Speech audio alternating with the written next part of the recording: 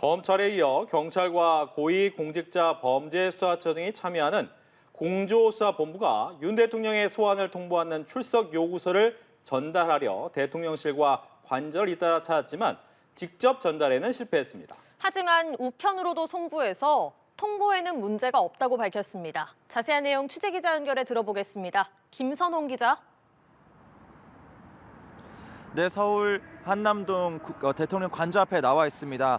경찰 국가수사본부와 공수처 그리고 국방부 조사본부가 함께 참여하는 공조수사본부가 모레 오전 10시 윤석열 대통령의 소환을 통보했습니다. 다만 출석 요구서를 직접 전달하는 데는 실패했는데요. 공조부는 수사관들을 대통령실에 먼저 직접 전달을 시도했으나 이 대통령의 직무가 정지된 상태에서 출석 요구서 전달 업무를 비서실의 업무로 보지 않는다고 밝히며 관저로 이동했습니다. 이 관저에서도 1시간가량 머물며 전달을 시도했지만 이 소관 업무가 아니라고 수령을 거부했습니다. 결국 인편으로 직접 전달하는 데는 실패한 건데요.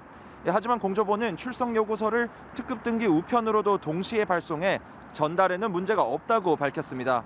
출석 요구서에 적힌 윤 대통령의 소환 시기와 장소는 모레 18일 오전 10시 공수처입니다. 공수처 검사 명의로 작성된 출석 요구서에는 윤 대통령에 대한 혐의로 내란 우두머리와 직권남용 권리행사 방해가 적시됐습니다.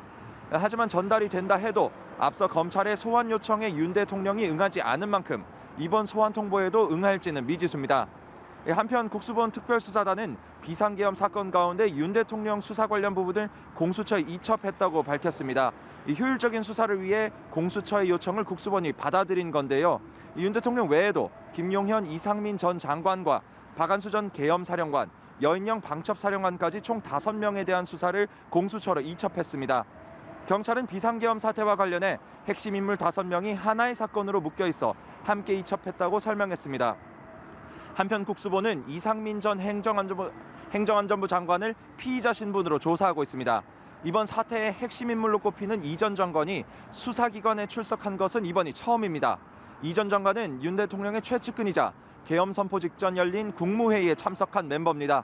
경찰은 지난 8일 이 전 장관에 대해 긴급 출국 금지 조치를 내린 바 있습니다. 지금까지 한남동 관저 앞에서 연합뉴스TV 김선홍입니다.